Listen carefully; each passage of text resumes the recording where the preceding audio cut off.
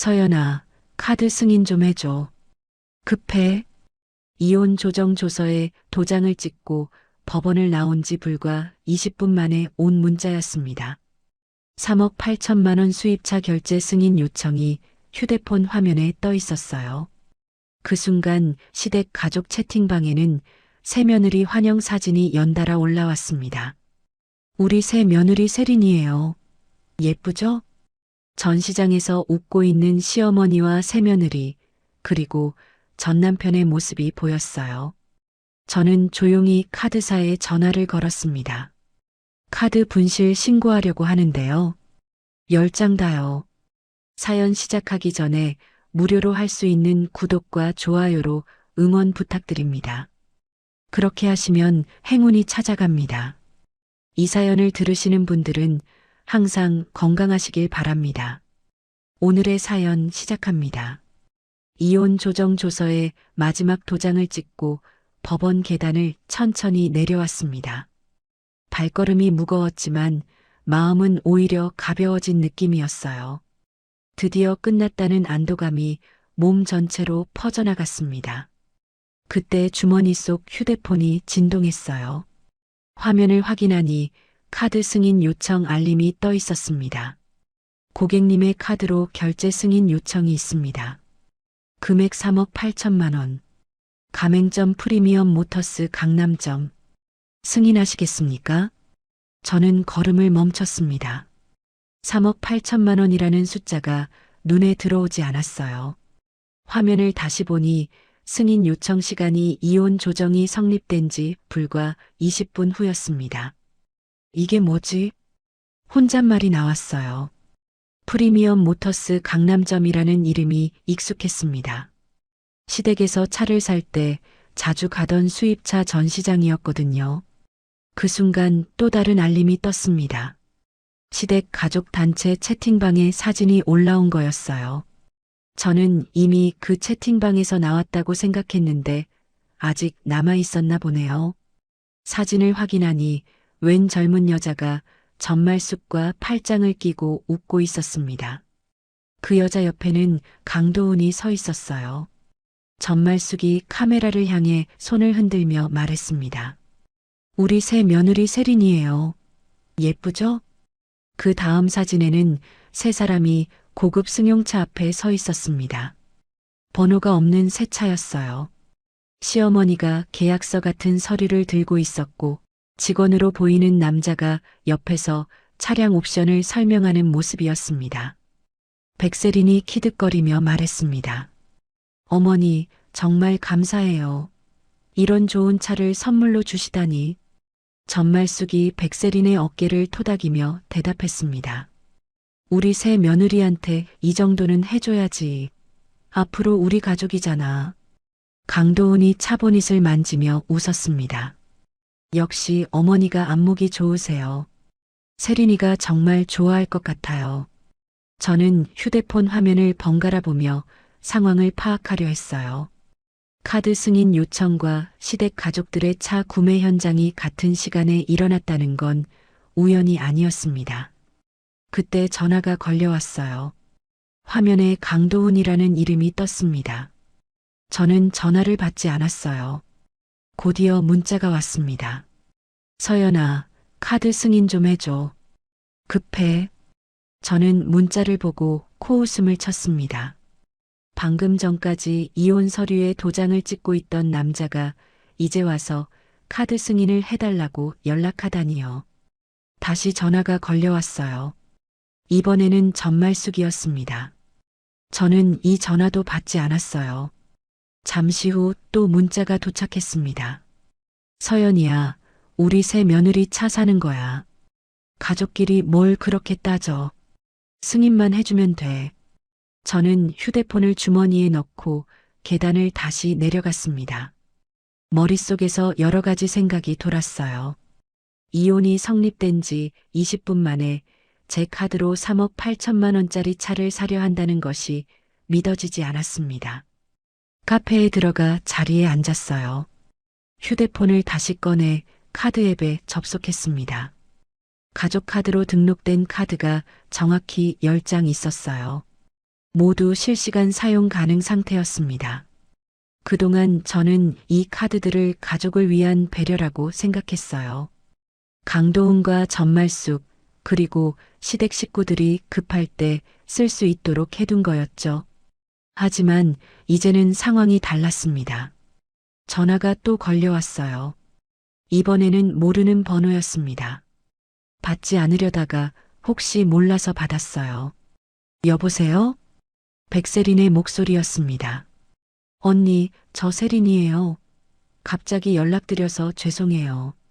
저는 언니라는 호칭에 어이가 없었어요. 누구세요? 백세린이 어색하게 웃으며 말했습니다. 아, 저 어머니 새 며느리 세린이에요. 언니한테 인사도 못 드렸는데. 무슨 일이에요? 그게 어머니가 차를 선물로 사주신다고 하시는데 카드 승인이 안 되네요. 언니가 승인해 주시면 될 것 같은데. 저는 백세린의 말을 끝까지 듣지 않고 전화를 끊었습니다. 휴대폰이 계속 울렸어요. 강도훈, 전말숙, 백세린이 번갈아 가며 전화를 걸어왔습니다. 저는 모든 전화를 받지 않았어요. 대신 카드사 고객센터에 전화를 걸었습니다. 안녕하세요. 카드 분실 신고하려고 하는데요. 상담원이 친절하게 답했습니다. 네, 분실 신고 접수해 드리겠습니다. 분실하신 카드 번호를 말씀해 주세요. 저는 휴대폰 앱을 보며 첫 번째 카드 번호를 불러줬어요. 4532-1234입니다. 확인됐습니다. 즉시 사용 중지 처리해 드릴게요. 첫 번째 카드가 중지되자 마음이 조금 진정됐어요. 추가로 분실 신고할 카드가 더 있으신가요? 저는 앱 화면을 보며 대답했습니다. 네, 9장 더 있어요. 상담원이 잠시 당황하는 듯 했지만 차근차근 처리해 줬습니다. 10장의 카드를 모두 분실 신고하는데 30분이 걸렸어요. 마지막 카드까지 중지되자 저는 깊이 숨을 쉬었습니다. 그 순간 휴대폰이 미친 듯이 울렸어요. 부재중 전화가 벌써 77통을 넘겼습니다. 강도훈, 전말숙, 백세린뿐만 아니라 시댁 친척들까지 전화를 걸어왔네요.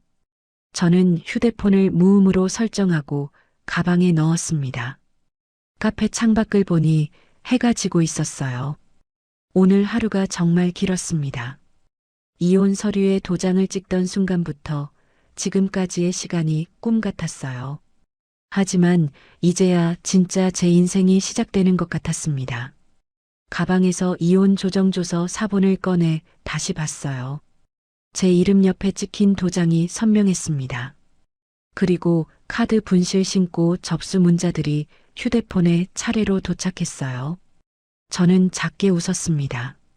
오늘은 정말 많은 것이 끝나고 시작된 날이었어요. 다음 날 아침 7시에 휴대폰 알림이 10개 연속으로 울렸습니다. 카드 분실 신고 처리가 완료되었습니다. 라는 문자들이었어요. 저는 침대에서 일어나 창밖을 바라봤습니다. 평범한 월요일 아침이었지만 마음만큼은 개운했어요.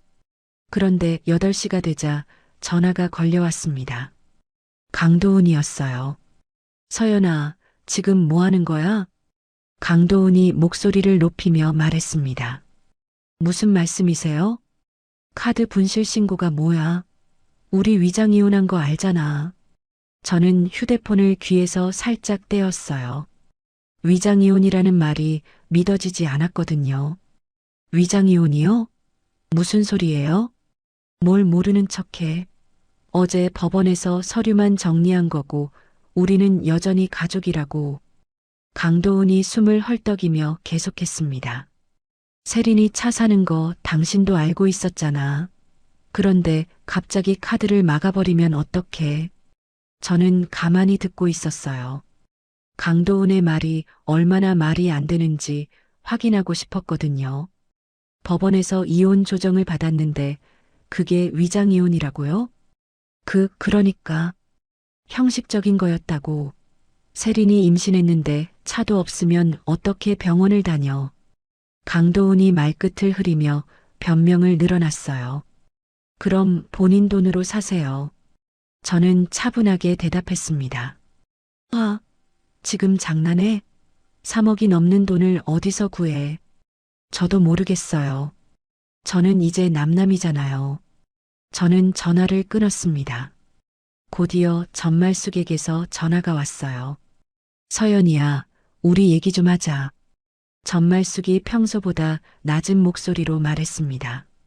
무슨 얘기요? 카드 사용 말이야. 우리가 미리 얘기했잖아.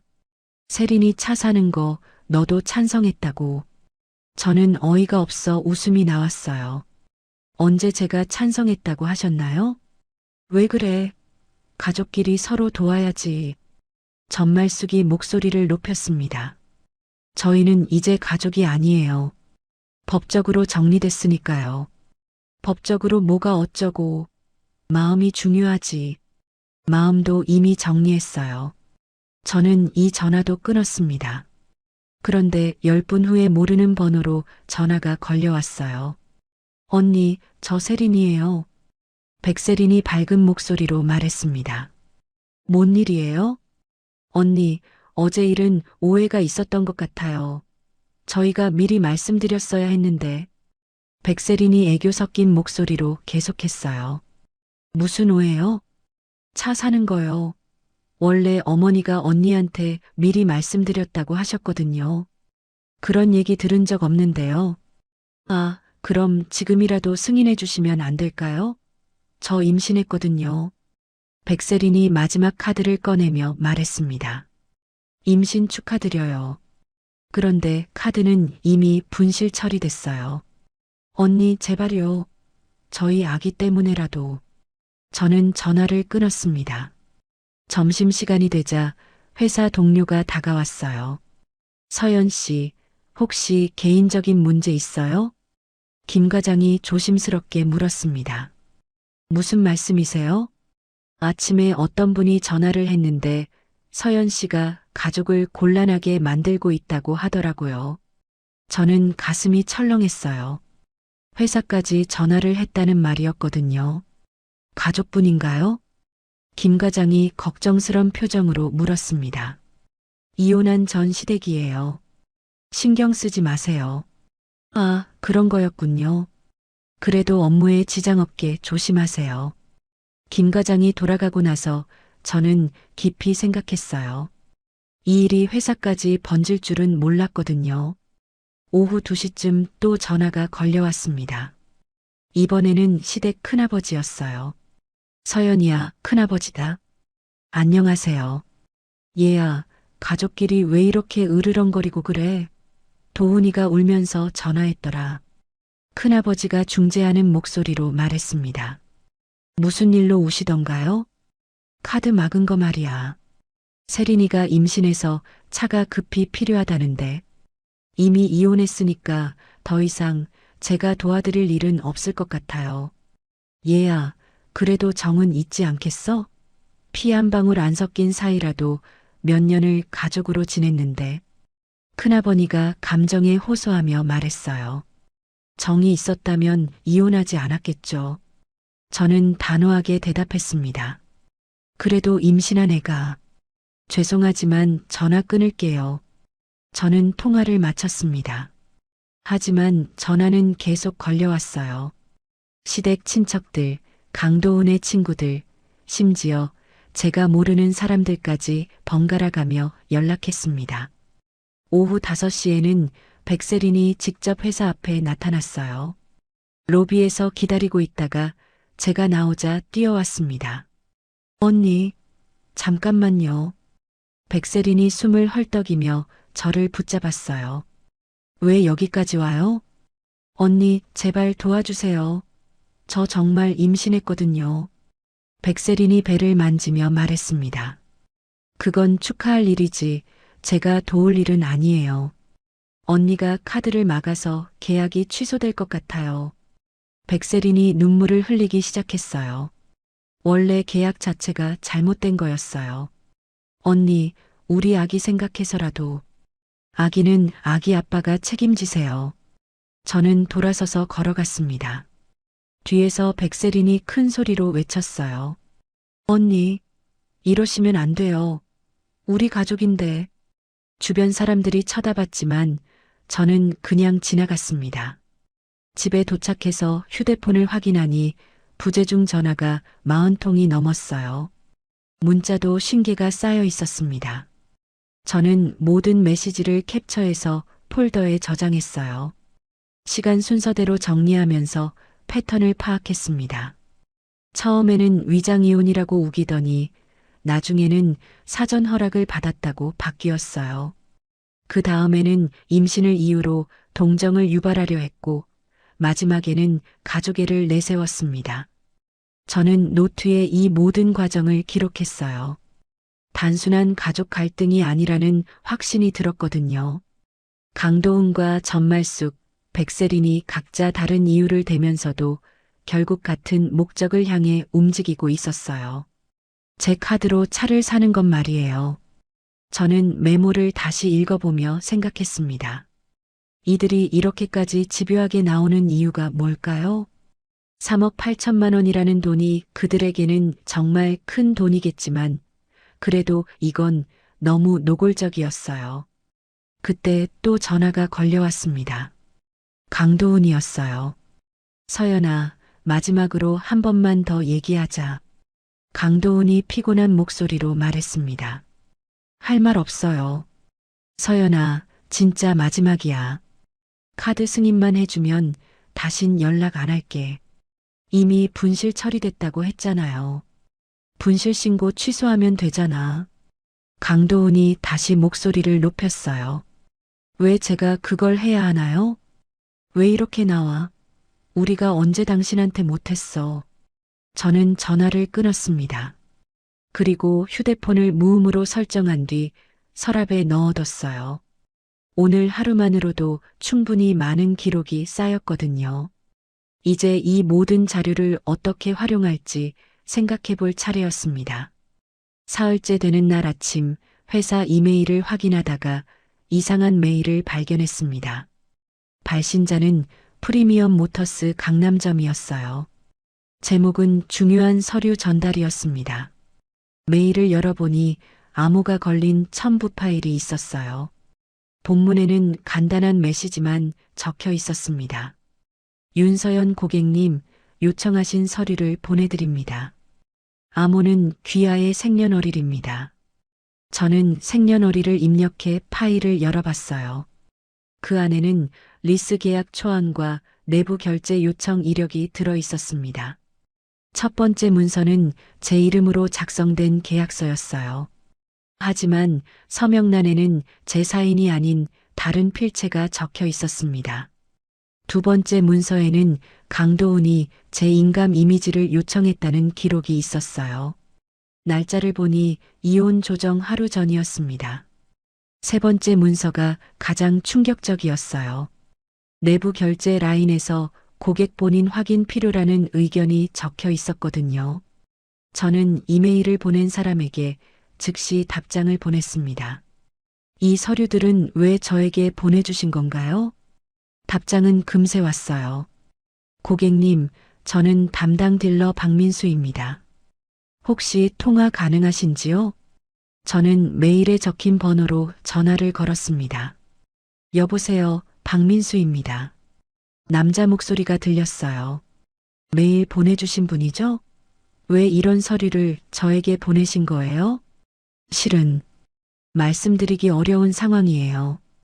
박민수가 머뭇거리며 대답했습니다. 어떤 상황인데요? 고객님 남편분이 전 남편분이 이상한 요청을 했거든요. 이상한 요청이요? 고객님 인감을 달라고 하시더라고요. 그런데 고객님은 매장에 안 오셨잖아요. 박민수가 조심스럽게 설명했어요. 그래서요? 저희 내부에서도 문제가 제기됐어요.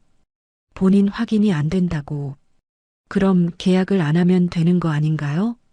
그게 위에서는 계속 진행하라고 하고 저는 문제가 될 것 같아서 박민수가 말을 흐렸어요. 그래서 저한테 이 서류를 보낸 거군요. 죄송해요. 저도 자리를 지켜야 해서. 박민수의 목소리에서 불안함이 느껴졌어요. 혹시 다른 서류도 더 있나요? 네, 있어요. 근데 이것만으로도 충분히. 모든 서류를 보내주세요.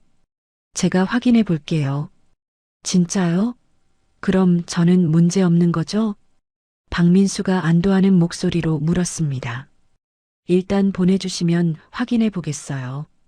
저는 전화를 끊고 잠시 생각했어요. 박민수라는 딜러는 선의로 도와주는 게 아니었습니다. 자신이 책임질 상황이 될까봐 미리 증거를 저에게 넘긴 거였어요. 하지만 그 이유가 뭐든 상관없었습니다. 중요한 건 증거가 제 손에 들어왔다는 사실이었거든요.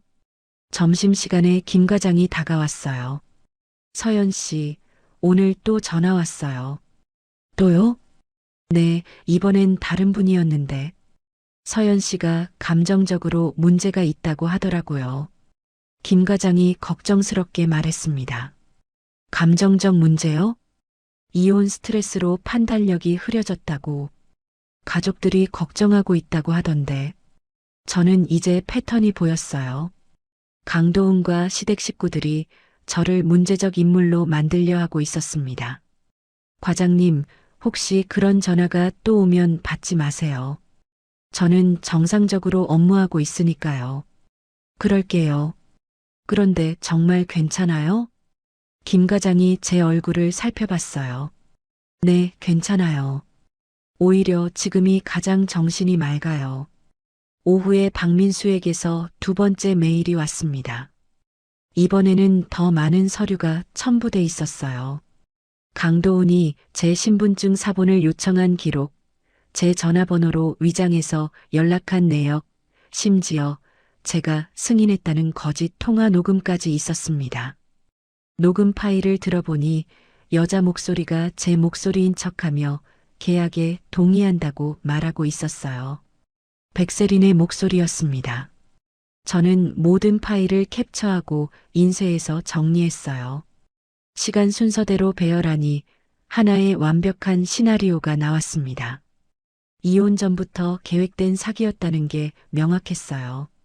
다시 박민수에게 전화를 걸었습니다. 서류 잘 받았어요. 다행이에요. 그럼 저는 이제 잠깐요. 한 가지만 더 물어볼게요. 네, 말씀하세요. 지금도 계약을 진행하려고 하나요? 아니요. 카드가 막혀서 결제가 안 되잖아요. 박민수가 당황하며 대답했습니다. 그런데 계속 매장에 오고 있다고 들었는데요. 그건, 네, 매일 와서 다른 방법이 없냐고 물어봐요. 다른 방법이요?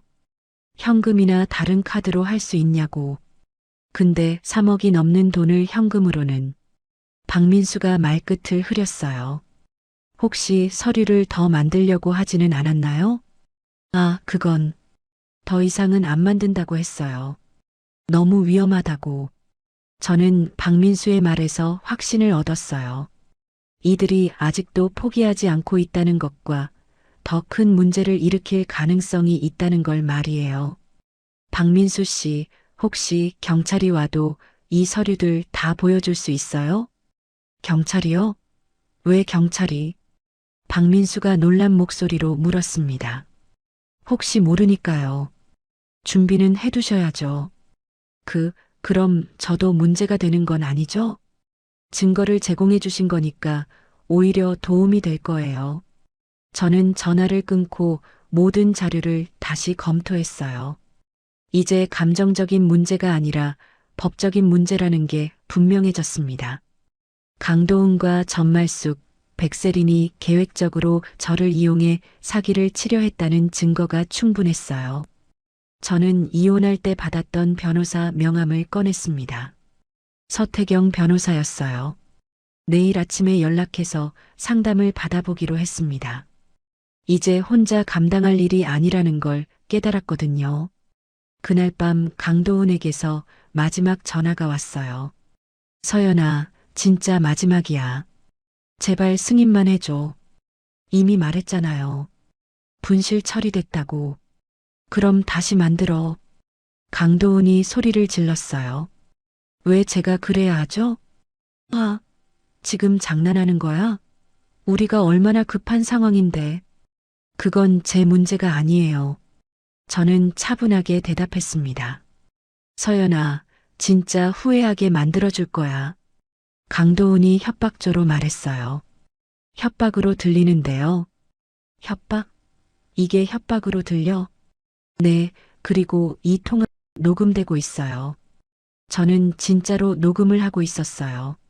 뭐, 녹음을 왜 해? 필요해서요. 저는 전화를 끊었습니다. 이제 모든 준비가 끝났습니다. 다음 날 오전 9시 서태경 변호사 사무실에 도착했습니다. 예약 시간보다 일찍 와서 로비에서 기다렸어요.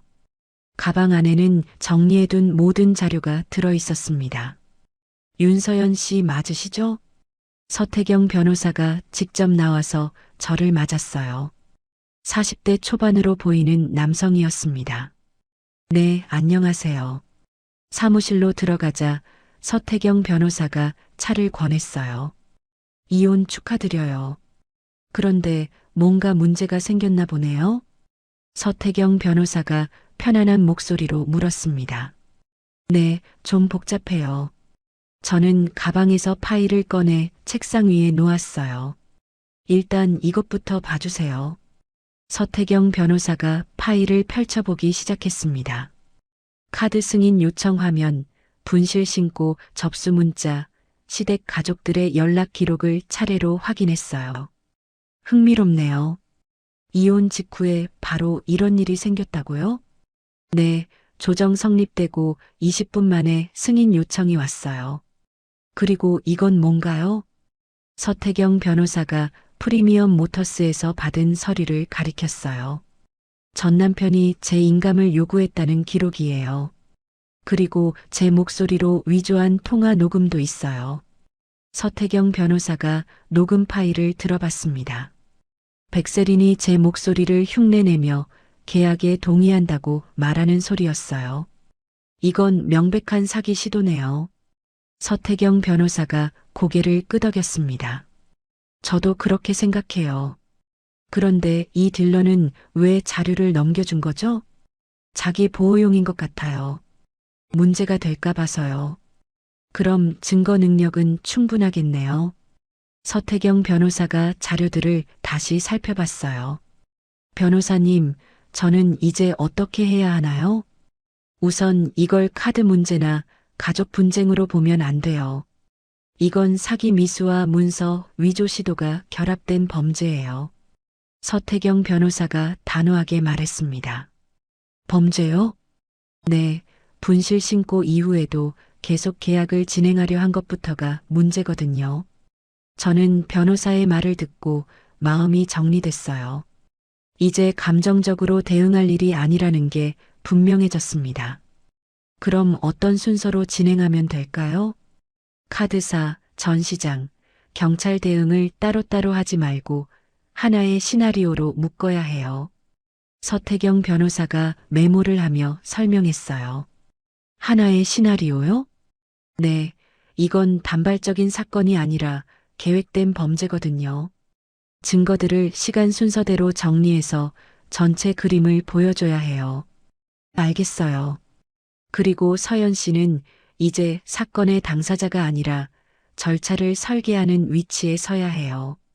서태경 변호사가 저를 똑바로 바라봤어요.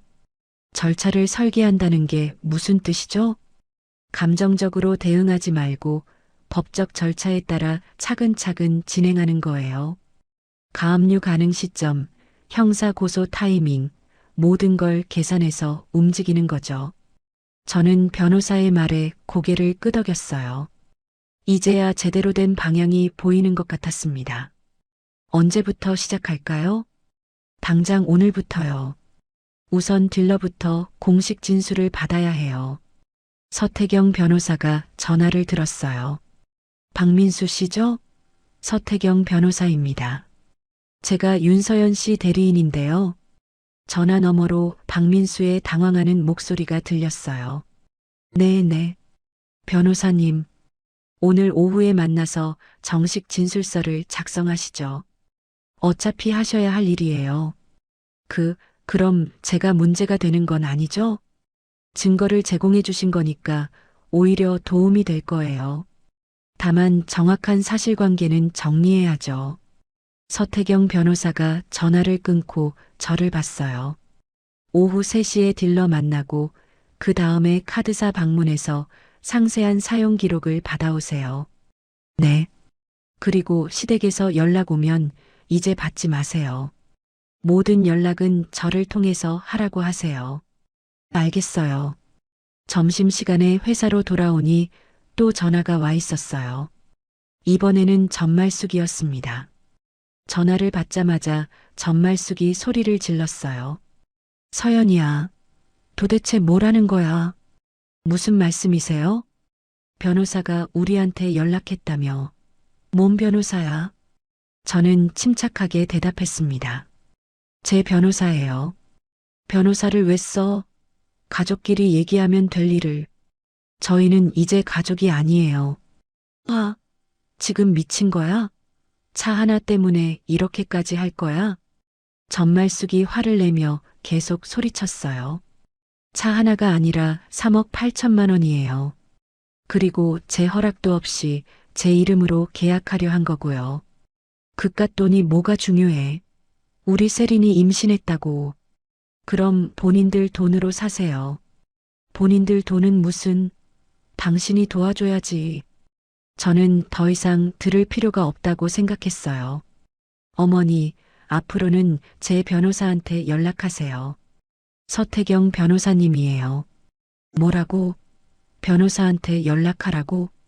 네, 저는 더 이상 직접 통화하지 않을 거예요. 아, 너 정말. 저는 전화를 끊었습니다. 그리고 즉시 서태경 변호사에게 연락했어요.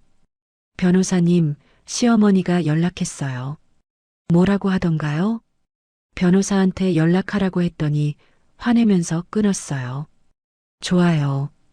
이제부터 모든 연락은 차단하세요. 필요하면 제가 공식적으로 연락할 테니까요. 오후에 박민수를 만났어요. 서태경 변호사와 함께 전시장 근처 카페에서 만났습니다. 박민수 씨, 긴장하지 마세요. 사실만 말해주시면 돼요. 서태경 변호사가 안심시켰어요. 네. 그런데 정말 저는 문제 없는 거죠? 물론이에요. 오히려 증거를 제공해 주신 거니까 감사한 일이죠. 박민수가 안도하며 숨을 내쉬었어요. 그럼 처음부터 말씀해 보세요. 서태경 변호사가 녹음기를 켰습니다. 강도은 씨가 처음 왔을 때부터 이상했어요. 부인 없이 혼자 와서 부인 명의로 계약하겠다고 하더라고요. 그래서요? 인감을 달라고 했는데 저희는 본인 확인이 안 되면 안 된다고 했죠. 박민수가 차근차근 설명했어요. 그랬더니 어떻게 했나요? 나중에 부인이 전화로 동의했다면서 녹음 파일을 가져왔어요. 그런데 그 목소리가 어땠나요? 지금 옆에 앉아 있는 윤서연 씨 목소리가 아니었어요. 저는 박민수의 진술을 들으며 모든 퍼즐이 맞춰지는 느낌이었어요. 다른 여자였다는 뜻이죠? 서태경 변호사가 확인했어요. 네, 분명히 다른 사람이었어요.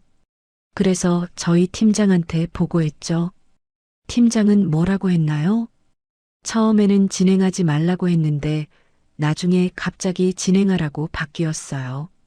박민수가 고개를 숙였어요. 누구 지시로 바뀐 건가요? 그건 잘 모르겠어요. 위에서 압력이 있었던 것 같은데. 진술서 작성이 끝나고 나서 저는 서태경 변호사와 단둘이 얘기했어요. 이제 어떻게 하죠? 내일부터 본격적으로 시작해요. 경찰 고소, 가압류 신청, 허위사실 유포에 대한 대응까지 한 번에 진행할 거예요. 서태경 변호사가 확신에 찬 목소리로 말했습니다. 그들이 여론전을 벌일 가능성이 높으니까 미리 대비 자료도 준비해 놓겠어요. 저는 처음으로 이 사건이 통제 가능한 범위 안에 들어왔다는 느낌을 받았어요. 더 이상 끌려다니지 않고 제가 판을 주도하게 된 거였죠. 변호사님, 감사해요. 뭐요? 이제 시작이에요. 내일부터는 서연 씨가 공격하는 입장이 될 거예요. 저는 집에 돌아가면서 생각했어요. 법원 계단에서 멈춰 섰던 그날부터 지금까지 쌓은 모든 기록이 이제 무기가 된다는 사실을 말이에요. 이틀 후 금요일 오후 서태경 변호사에게서 긴급 연락이 왔습니다. 서연 씨, 지금 어디세요? 회사에 있는데요. 프리미엄 모터스에서 방금 연락 왔어요. 또 결제 시도했다고 해요. 저는 깜짝 놀랐어요. 분실 신고한 지 일주일이 지났는데도 아직 포기하지 않았다는 뜻이었거든요. 지금요? 네, 박민수가 전화했어요. 강도은과 전말숙이 매장에 와서 다시 결제하려고 한다고요. 분실 신고된 카드로요? 그렇죠. 바로 경찰에 신고할 거예요. 서연 씨도 현장에 와야 할 것 같은데요. 저는 즉시 가방을 챙겼어요. 지금 갈게요. 회사에서 나와 택시를 탔습니다. 프리미엄 모터스까지 가는 동안 마음을 정리했어요. 드디어 결정적인 순간이 온 거였죠. 전시장에 도착하니 서태경 변호사가 먼저 와 있었어요. 어떤 상황이에요? 아직 안에 있어요. 박민수가 시간을 끌고 있는 중이고요. 서태경 변호사가 전시장 안을 가리켰어요. 경찰은 언제 와요? 곧 올 거예요. 분실 카드 사용 신고했거든요. 그때 전시장 안에서 큰 소리가 들렸어요. 뭐가 문제야? 어제까지만 해도 된다고 했잖아. 강도은의 목소리였습니다. 죄송해요. 시스템에서 막혀서 박민수가 어쩔 줄 몰라 하며 대답했어요. 시스템이 뭐가 문제야? 다른 방법 없어? 전말숙도 화를 내고 있었어요. 어머니, 일단 진정하세요. 백세린이 전말숙을 말리려 했어요. 저는 서태경 변호사와 함께 전시장 안으로 들어갔습니다. 강도은이 저를 보자 표정이 굳었어요. 서연아, 너 왜 여기 와? 제 카드를 사용하려고 해서 왔어요. 저는 침착하게 대답했습니다. 무슨 소리야? 분실 신고 취소하라고. 강도은이 성을 내며 소리쳤어요. 분실 신고는 취소할 수 없어요. 이미 처리됐거든요. 그럼 새로 만들어. 전말숙이 끼어들었어요. 왜 제가 그래야 하나요? 저는 전말숙을 똑바로 바라봤어요. 아, 지금 장난해? 우리가 얼마나 급한데. 급한 건 저랑 상관없어요. 그때 박민수가 조심스럽게 다가왔어요. 죄송한데, 경찰이 오고 있어요. 경찰이 왜 와? 강도은이 박민수를 노려봤어요. 분실 카드 사용 신고 때문에. 누가 신고했어? 전말숙이 소리쳤어요. 서태경 변호사가 한 발 앞으로 나섰습니다. 제가 신고했습니다. 서태경 변호사입니다. 변호사가 왜 여기 있어? 강도은이 당황하며 물었어요. 윤서연 씨 대리인입니다. 대리인? 뭔 대리인이야? 법적 절차를 진행하고 있거든요. 서태경 변호사가 차분하게 말했어요. 무슨 법적 절차? 가족끼리 얘기할 일이지. 전말숙이 흥분하며 소리쳤어요. 이미 가족이 아니라고 했잖아요. 저는 더 이상 물러서지 않기로 했어요. 아, 너 진짜 끝까지 이럴 거야? 강도은이 저에게 다가오려 했어요. 그만하세요. 경찰 앞에서 그러면 더 문제가 될 거예요. 저는 강도은의 시선을 피하지 않고 똑바로 바라봤어요. 그때 전시장 문이 열리며 경찰관 2명이 들어왔습니다. 신고 접수하고 왔습니다. 경찰관이 전시장을 둘러봤어요. 저희가 신고했습니다. 서태경 변호사가 경찰관에게 다가갔어요. 어떤 내용인가요? 분실 신고된 카드로 결제 시도를 했다는 신고입니다. 분실 신고요? 경찰관이 강도훈과 전말숙을 번갈아 봤어요. 저희는 그런 거 몰랐어요. 전말숙이 급하게 말했어요. 분실 신고는 언제 하셨나요? 경찰관이 저에게 물었어요. 일주일 전에 했어요. 접수증도 있어요. 저는 가방에서 분실 신고 접수증을 꺼냈어요. 그럼 이분들은 분실 신고 사실을 모르고 사용하려 한 건가요? 경찰관이 강도훈에게 물었어요. 저희는 그냥 가족 카드라서. 강도훈이 말을 더듬었어요. 가족 카드라고 해도 분실 신고된 카드는 사용할 수 없습니다. 그런데 저희는 이혼했어요. 제가 끼어들었어요. 이혼하셨다고요? 경찰관이 놀란 표정을 지었어요. 네, 일주일 전에 이혼 조정이 성립됐어요. 저는 이혼 조정조서 사본을 보여줬어요. 그럼 더 이상 가족도 아니시네요? 네, 남남이에요. 경찰관이 강도훈과 전말숙을 다시 봤어요. 그럼 이분들이 왜 이 카드를 사용하려 한 건가요? 그건 강도훈이 대답하지 못했어요. 박민수가 조심스럽게 나섰습니다. 실은 서류에 문제가 있었어요. 어떤 문제요? 고객 본인 확인이 안 됐는데 계속 진행하려고 했어요. 박민수가 사무실에서 서류를 가져왔어요. 이게 뭐죠? 경찰관이 서류를 살펴봤어요. 인감 요구서와 위조된 통화 녹음이에요. 서태경 변호사가 설명했어요. 위조된 통화 녹음이요? 네, 본인 목소리가 아닌데 본인인 척하고 계약에 동의한다고 녹음한 거예요. 경찰관이 녹음 파일을 들어봤어요. 이 목소리가 윤서연 씨 목소리가 아니라는 말씀이죠? 네, 전혀 다른 사람이에요. 저는 확실하게 대답했어요. 경찰관이 백세린을 봤어요. 혹시 이분 목소리인가요? 글쎄요. 저는 일부러 애매하게 대답했어요. 확인해 봐야겠네요. 경찰관이 메모를 했어요. 그럼 이건 단순한 카드 분실 사건이 아니라 사기 미수로 봐야겠네요. 맞습니다. 서태경 변호사가 고개를 끄덕였어요. 사기 미수요? 아니에요. 전말숙이 당황하며 소리쳤어요. 그럼 어떻게 설명하실 건가요? 경찰관이 차분하게 물었어요. 저희는 그냥 가족이라서. 전말숙이 말을 제대로 하지 못했어요. 가족도 아니시고 본인 허락도 없이 분실 신고된 카드로 3억 넘는 돈을 결제하려 했다는 거죠? 경찰관이 상황을 정리했어요. 그런 의도는 아니었어요. 강도훈이 급하게 변명했어요. 그럼 무슨 의도였나요? 그냥 도와달라고. 도와달라고 하려면 먼저 양해를 구하셔야죠. 경찰관이 고개를 저었어요. 일단 서류 작성해야겠습니다. 모두 경찰서로 동행해 주세요. 그 순간 전 시장 안이 조용해졌어요. 강도훈과 전말숙, 백세린의 표정이 창백해졌습니다. 박민수는 안도하는 듯했고 서태경 변호사는 만족스러운 표정이었어요. 저는 처음으로 이 상황을 완전히 통제하고 있다는 느낌을 받았습니다.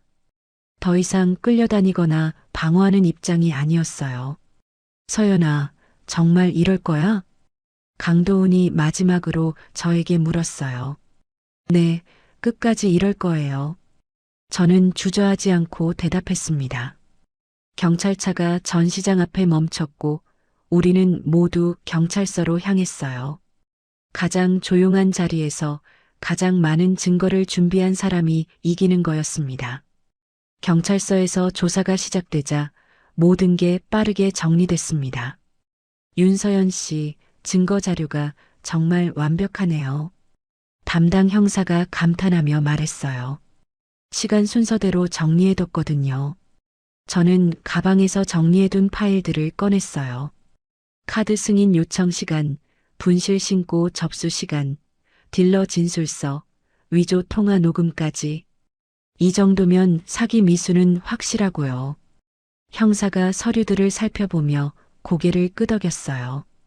옆방에서는 강도훈과 전말숙, 백세린이 각각 조사를 받고 있었어요.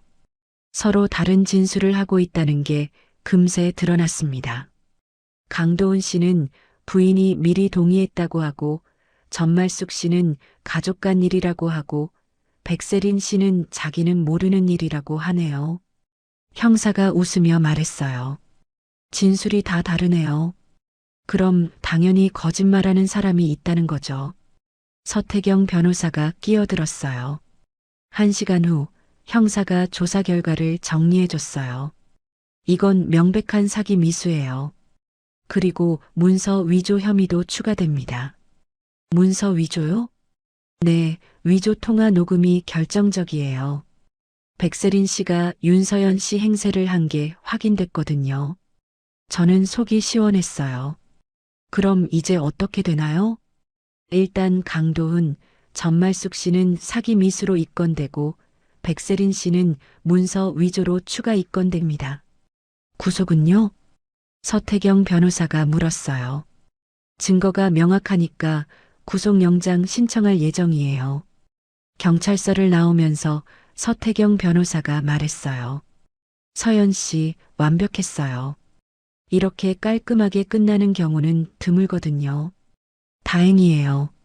그런데 이제 시작이에요. 민사소송도 해야 하고 정신적 피해 보상도 받아야죠. 정신적 피해 보상이요? 당연하죠. 회사에까지 연락해서 괴롭혔잖아요. 다음 주 화요일 법원에서 구속영장 심사가 열렸어요. 저는 방청석에 앉아서 지켜봤습니다. 판사가 강도훈에게 물었어요.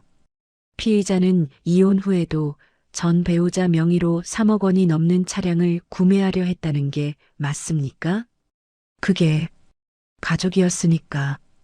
이미 이혼했으면 가족이 아니죠. 판사가 단호하게 말했어요. 그리고 전 배우자 동의 없이 인감과 서류를 위조했다는 것도 맞습니까?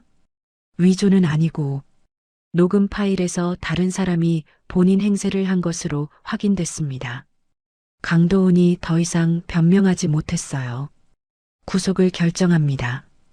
판사의 판결이 떨어지자 강도훈의 얼굴이 새하얗게 변했어요.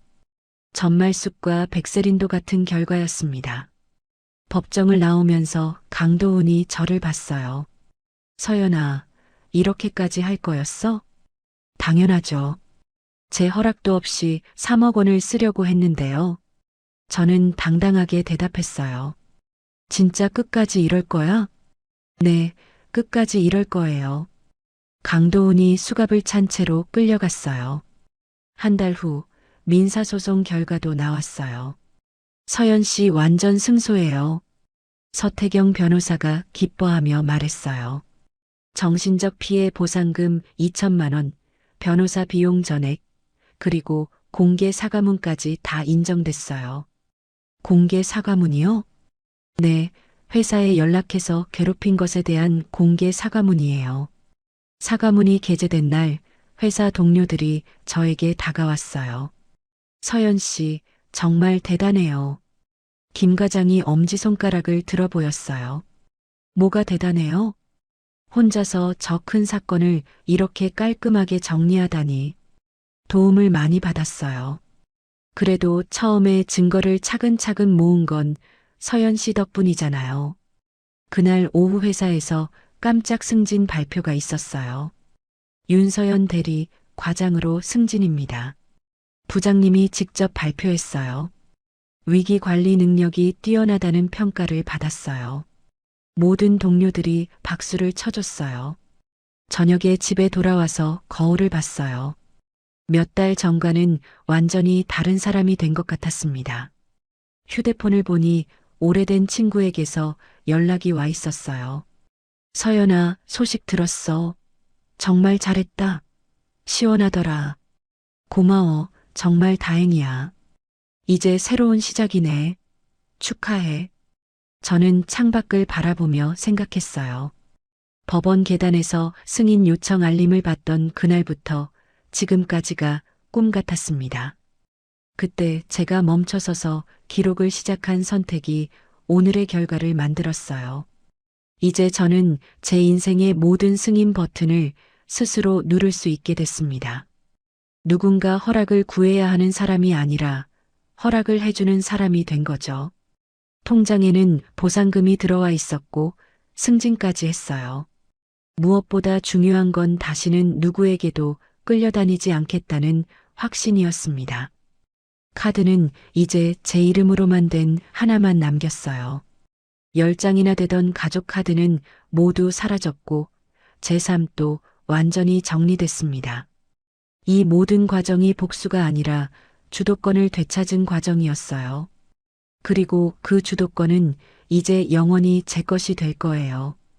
6개월 후 저는 새 아파트 베란다에서 커피를 마시고 있었습니다. 25층 높이에서 내려다보는 도시 풍경이 정말 멋있었어요. 이 아파트는 보상금과 승진으로 받은 월급으로 산 제 첫 번째 집이었습니다. 그때 초인종이 울렸어요. 택배기사였습니다. 윤서연 과장님 맞으시죠? 네, 맞아요. 법무법인에서 보낸 서류예요. 서태경 변호사 사무실에서 온 서류였어요. 뜯어보니 최종 정산서가 들어 있었습니다. 사건 종료 보고서라고 적혀 있었어요. 강도우는 사기 미수와 문서 위조로 징역 1년 6개월을 선고받았고 전말숙은 사기 공모로 징역 1년 백세리는 문서 위조로 징역 8개월이 확정됐다고 적혀 있었어요. 모두 실형이었습니다. 민사보상금도 완전히 받았고 공개 사과문도 게재됐다고 나와 있었어요. 저는 서류를 접어서 서랍에 넣었습니다. 이제 정말 완전히 끝난 일이었어요. 오후에 회사에서 부장님이 저를 불렀습니다. 서연 과장, 수고 많았어. 감사합니다. 새로운 프로젝트 하나 맡길까 하는데 어때? 부장님이 웃으며 말했어요. 어떤 프로젝트인가요? 위기관리 컨설팅이야.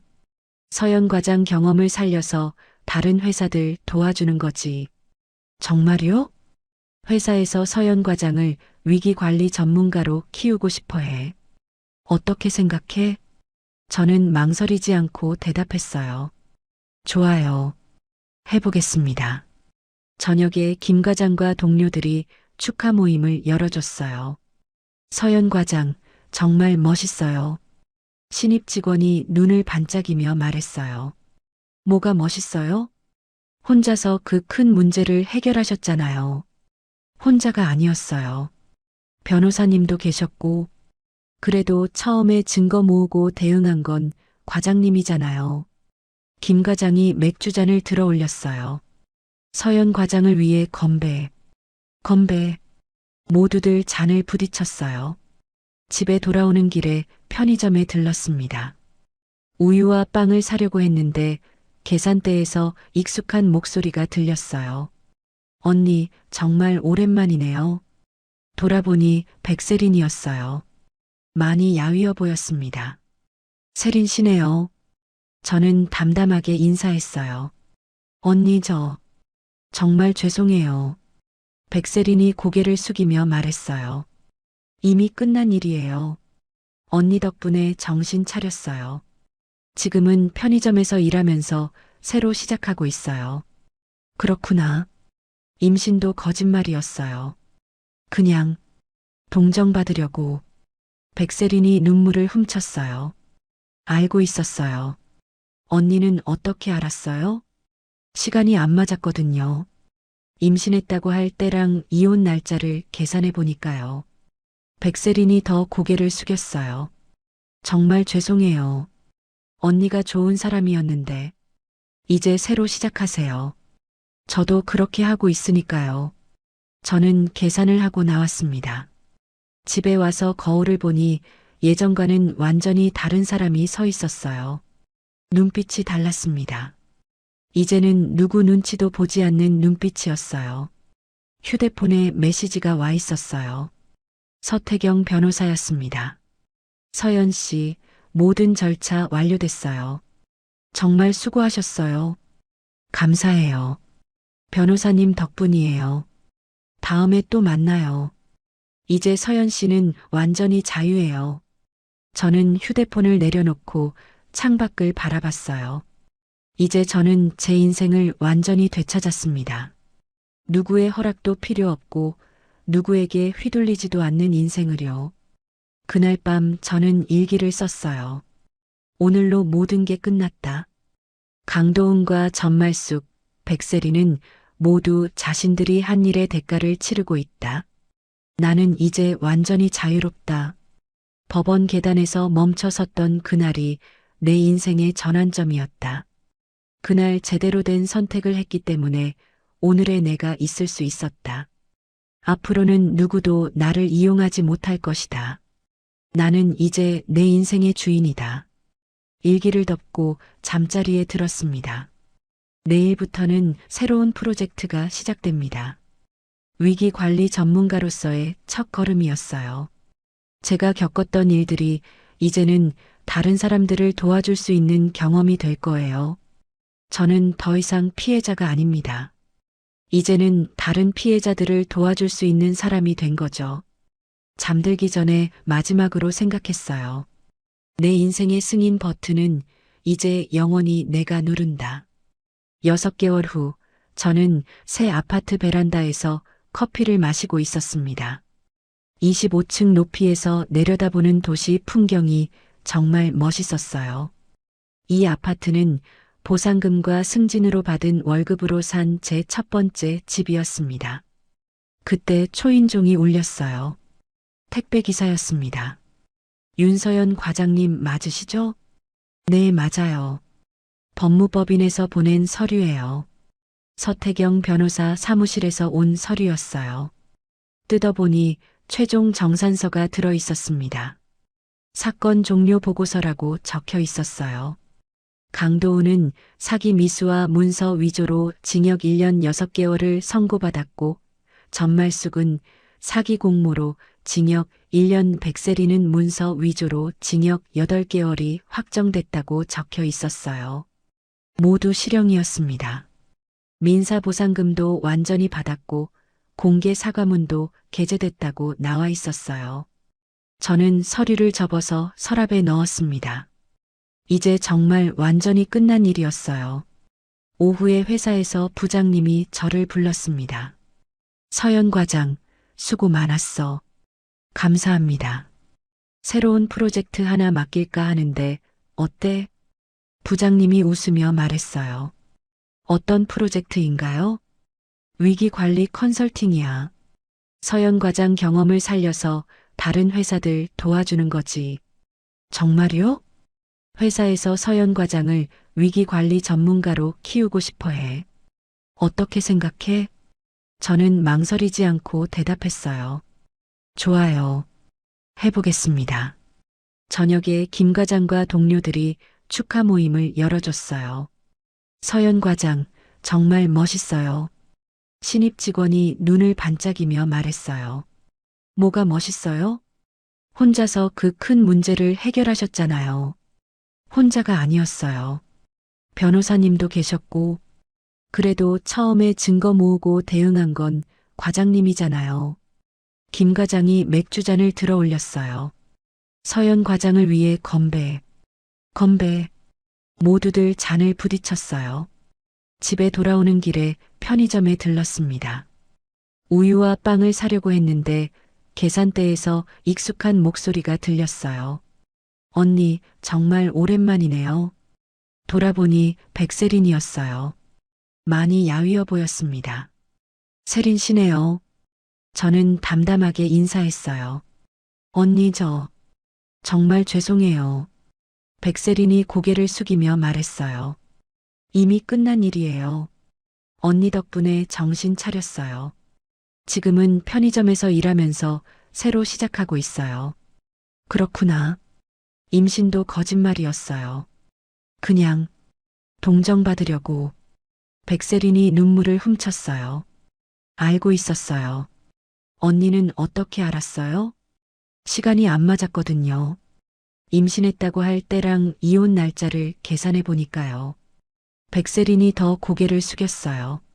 정말 죄송해요. 언니가 좋은 사람이었는데. 이제 새로 시작하세요. 저도 그렇게 하고 있으니까요. 저는 계산을 하고 나왔습니다. 집에 와서 거울을 보니 예전과는 완전히 다른 사람이 서 있었어요. 눈빛이 달랐습니다. 이제는 누구 눈치도 보지 않는 눈빛이었어요. 휴대폰에 메시지가 와 있었어요. 서태경 변호사였습니다. 서연 씨, 모든 절차 완료됐어요. 정말 수고하셨어요. 감사해요. 변호사님 덕분이에요. 다음에 또 만나요. 이제 서연 씨는 완전히 자유예요. 저는 휴대폰을 내려놓고 창밖을 바라봤어요. 이제 저는 제 인생을 완전히 되찾았습니다. 누구의 허락도 필요 없고 누구에게 휘둘리지도 않는 인생을요. 그날 밤 저는 일기를 썼어요. 오늘로 모든 게 끝났다. 강도은과 전말숙, 백세리는 모두 자신들이 한 일의 대가를 치르고 있다. 나는 이제 완전히 자유롭다. 법원 계단에서 멈춰 섰던 그날이 내 인생의 전환점이었다. 그날 제대로 된 선택을 했기 때문에 오늘의 내가 있을 수 있었다. 앞으로는 누구도 나를 이용하지 못할 것이다. 나는 이제 내 인생의 주인이다. 일기를 덮고 잠자리에 들었습니다. 내일부터는 새로운 프로젝트가 시작됩니다. 위기 관리 전문가로서의 첫 걸음이었어요. 제가 겪었던 일들이 이제는 다른 사람들을 도와줄 수 있는 경험이 될 거예요. 저는 더 이상 피해자가 아닙니다. 이제는 다른 피해자들을 도와줄 수 있는 사람이 된 거죠. 잠들기 전에 마지막으로 생각했어요. 내 인생의 승인 버튼은 이제 영원히 내가 누른다. 1년 후 저는 제 사무실에서 새로운 고객을 만나고 있었습니다. 윤서연 위기관리 컨설팅이라고 적힌 문패가 달린 사무실이었어요. 정말 도와주실 수 있을까요? 40대 여성이 떨리는 목소리로 물었습니다. 물론이에요. 어떤 상황인지 말씀해 보세요. 저는 차분하게 대답했어요. 남편이 제 명의로 대출을 받으려고 해요. 이혼하자고 했더니 갑자기 그러기 시작했거든요. 언제부터요? 이혼 서류 준비한다고 하니까 바로요. 저는 그 여성의 상황이 1년 전 제 모습과 비슷하다는 걸 깨달았어요. 우선 모든 증거부터 모으세요. 문자, 통화 기록, 대출 신청 서류까지 다요. 그런 게 도움이 될까요? 당연하죠. 증거가 없으면 아무것도 할 수 없어요. 저는 책상에서 체크리스트를 꺼냈어요. 이 순서대로 하시면 돼요. 그리고 절대 감정적으로 대응하지 마세요. 감정적으로요? 네, 화내거나 울거나 하면 안 돼요. 그럼 상대방이 당신을 문제 있는 사람으로 몰아갈 테니까요. 여성이 고개를 끄덕였어요. 그럼 어떻게 해야 하나요? 침착하게 기록하고 차근차근 절차를 밟아가세요. 제가 도와드릴게요. 상담이 끝나고 나서 저는 창밖을 바라봤어요. 1년 전 저와 똑같은 상황에 있는 사람을 도와줄 수 있다는 게 뿌듯했습니다. 점심시간에 서태경 변호사에게서 연락이 왔어요. 서연 씨, 요즘 어때요? 바빠요. 의뢰인이 계속 늘어나고 있어요. 다행이에요. 그런데 혹시 오늘 시간 있어요? 왜요? 재미있는 소식이 있어서요. 오후에 서태경 변호사 사무실에서 만났습니다. 무슨 소식이에요? 강도훈이 출소했어요. 벌써요? 모범 수감자여서 일찍 나왔나 봐요. 저는 별로 놀라지 않았어요. 그래서요? 서연 씨한테 연락하고 싶어 한다고 하더라고요. 왜요? 용서를 구하고 싶다나. 저는 웃음이 나왔어요. 용서요? 네, 진심으로 반성하고 있다고 하던데. 변호사님, 전해주세요. 이미 용서했다고요. 정말요? 네, 오히려 감사해요. 덕분에 지금의 제가 있을 수 있었으니까요. 서태경 변호사가 놀란 표정을 지었어요. 그런데 만나지는 않을 거예요. 왜요? 굳이 과거로 돌아갈 필요는 없잖아요. 집에 돌아와서 저는 거실에 걸린 상장을 바라봤어요. 올해의 위기관리 전문가상이라고 적혀 있었습니다. 1년 만에 받은 상이었어요. 제가 처리한 사건들이 모두 성공적으로 해결되면서 업계에서 인정받게 된 거였죠. 그때 현관문이 열렸어요. 엄마였습니다. 서연아, 다녀왔니? 네, 엄마.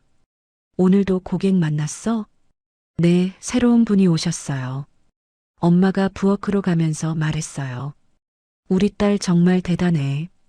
혼자서 그런 큰 회사까지 차리고. 엄마 덕분이에요. 내가 뭘 했다고. 다 내가 한 거지.